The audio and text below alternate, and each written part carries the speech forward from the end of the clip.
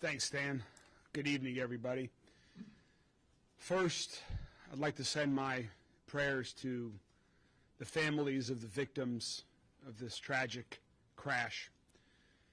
Send my prayers to our entire UPS family across Louisville and across the country. UPS is such an important part of our Louisville family, and we know it's a tough evening as it will be in the days ahead. And prayers to all of Louisville. Another tragedy that we're dealing with together, but we will come together stronger. We will support those who have lost loved ones and friends, and we will move forward as we have in the past. As of right now, we know there are 4 confirmed fatalities, and we believe there are additional fatalities as well, and we're working to notify next of kin before we provide other confirmations on that, as well as additional injuries, many or all of whom have been taken to U of L Health, and they've provided some information on the people that they have treated this evening.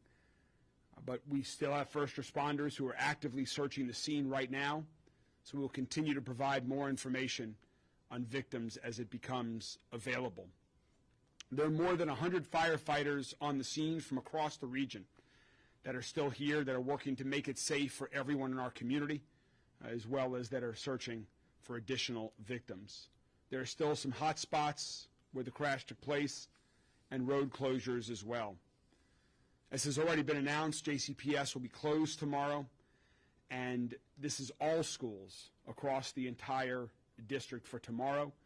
They'll be making a decision about the following day, tomorrow, once they have more information. And one thing we want to say to all folks across the entire city, if there are people who you have not heard from this evening, if you believe family or friends or loved ones may be a victim, please do not go to area hospitals. We have a family assistance center that has been set up at the Louisville Metro Police Training Academy. That address is 2911 Taylor Boulevard. So if you still are waiting to hear from a loved one this evening, again, please go to 2911 Taylor Boulevard. I've also spoken with a board member from the NTSB who will be arriving tomorrow before 10 a.m. There'll be 28 folks from NTSB coming. They're sending a large crew to do the investigation and deal with this disaster. Also, they've told me that under the Family Disaster Assistance Act will be triggered, which provides coordinated support between NTSB and the airline, which is UPS, for victims and their families. So the families should know that there will be support for them. UPS asked me to convey the same message this evening. They are going to be doing everything they can to support those that have been impacted by this horrible tragedy right now, and their thoughts, their prayers, their love is going out to all of the families of victims this evening. As the governor said earlier, there was no hazardous cargo on board. Emergency management is continuing to monitor the air quality, and this is another great opportunity to remind the entire community to please sign up for Lens Alert. That is a great way to get real-time information from our emergency management teams when unfortunate situations like this occur that may impact your safety.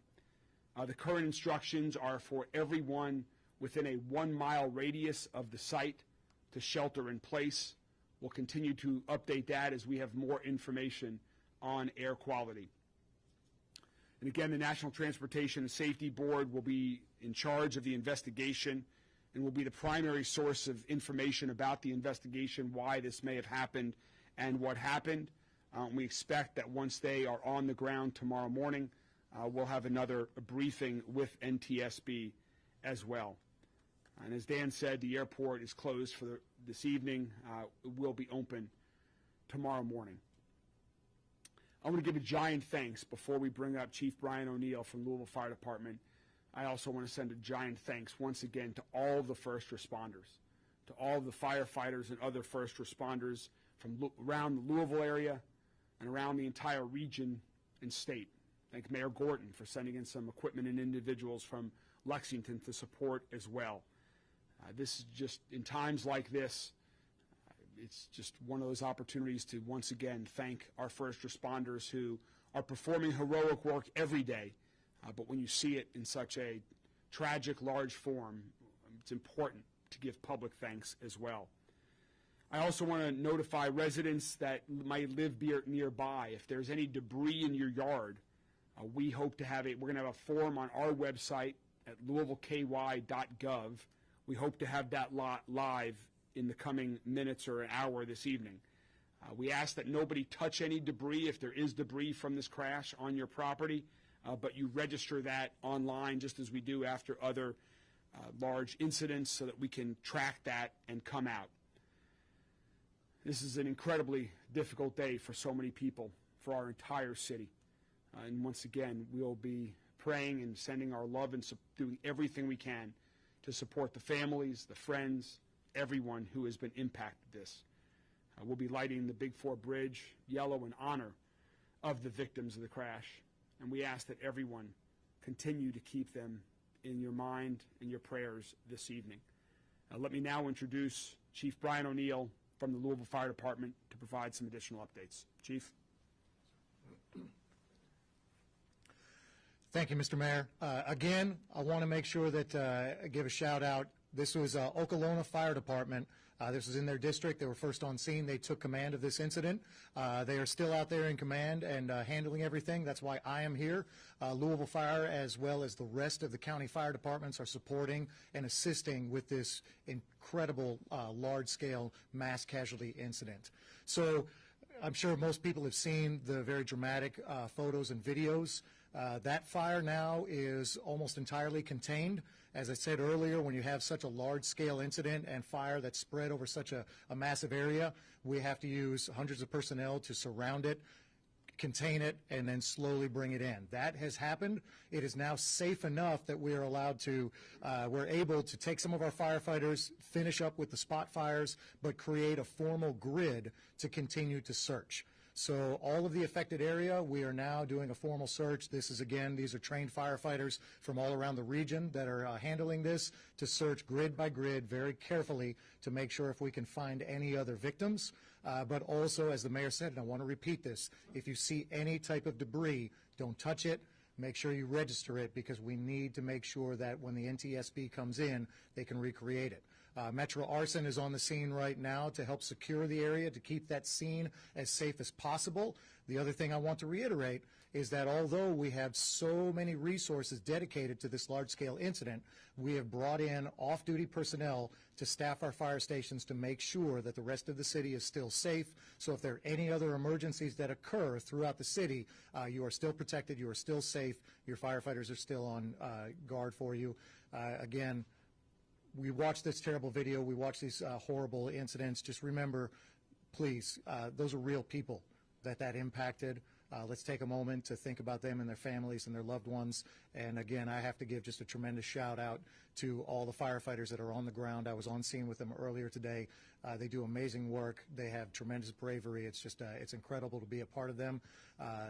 And they're going to need your support. This incident's going to be going on for a while.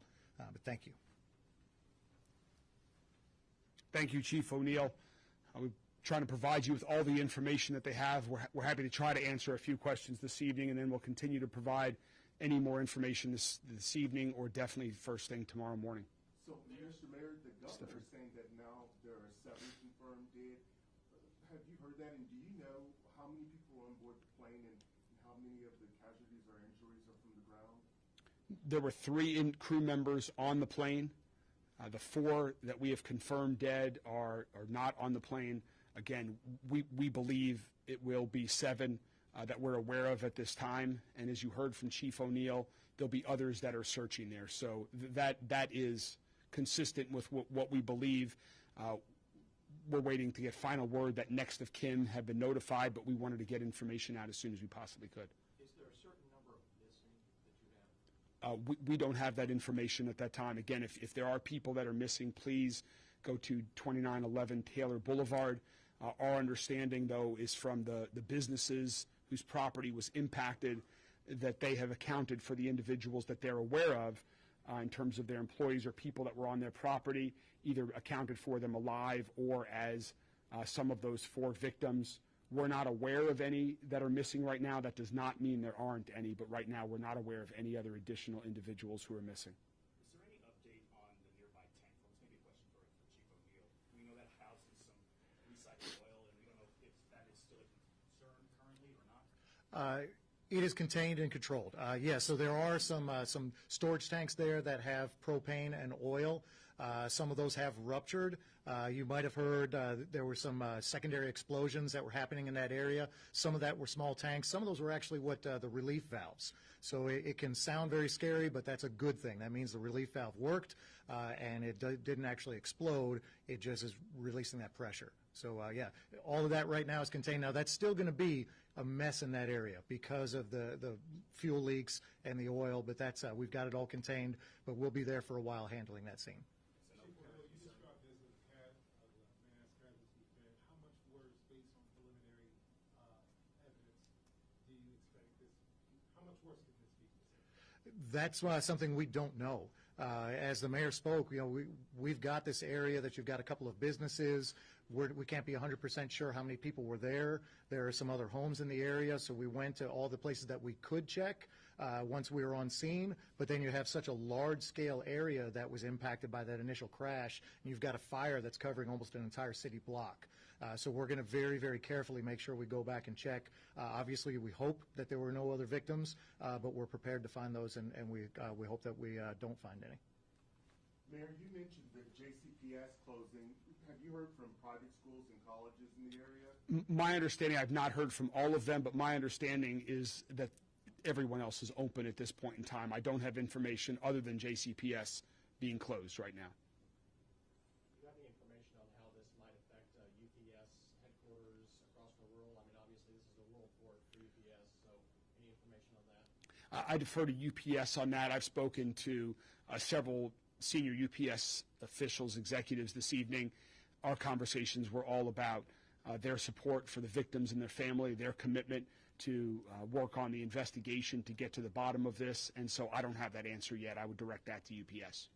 Mayor, this is going to impact a lot of people. What can the people of Louisville do to help those impacted by this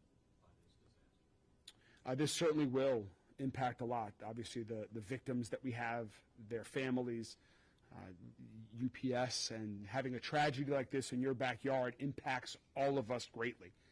I know the feeling that I first got when I saw the plume of smoke, then when I heard what had happened and how my heart dropped. I know that everyone in Louisville had that same exact feeling. Tonight, we simply ask for prayers and support for those who have been directly impacted by it and their families. There may be other things that they can be helpful on in the coming days, and we'll make folks aware of that. But we've just seen over the past week the outpouring of support in our community when we ask to help others who are having challenging times. You've seen that over the past week as people came together to donate to area food banks, to donate food to individuals that are going hungry, that are losing their SNAP benefits. I'm confident that once again in this tragedy, Louisville will come together, Louisville will show up and be there to support our fellow residents who are struggling at this time. Is there any message you have for people across Metro Louisville or Kentuckiana in terms of helping, anything they can do to help or support?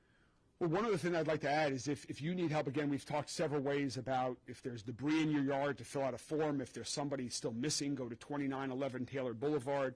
Let me also reiterate this phone number for family assistance, 1-800-631-0604, so that any families that are impacted can get the full support that they need and that they deserve.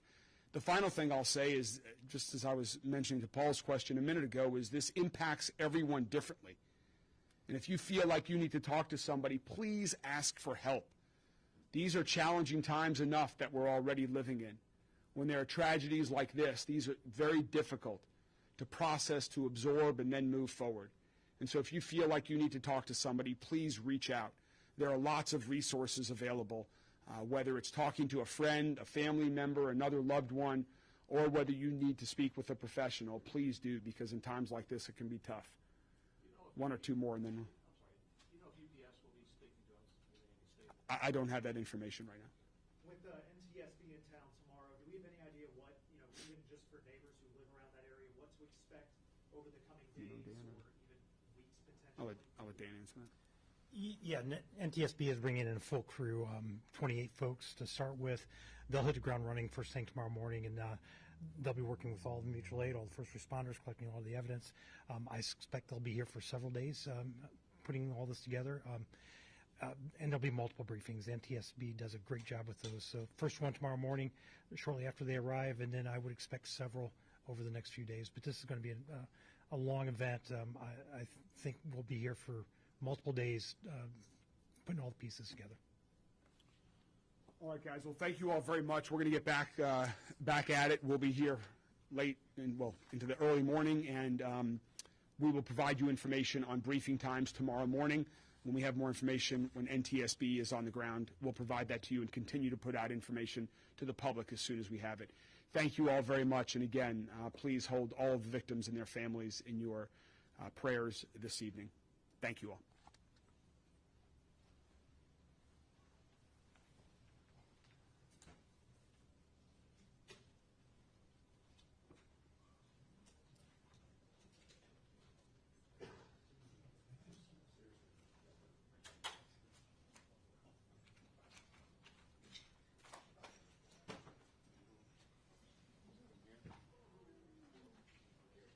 Anyone that wants to go to the terminal, you're more than welcome to. If anyone needs this facility, please let me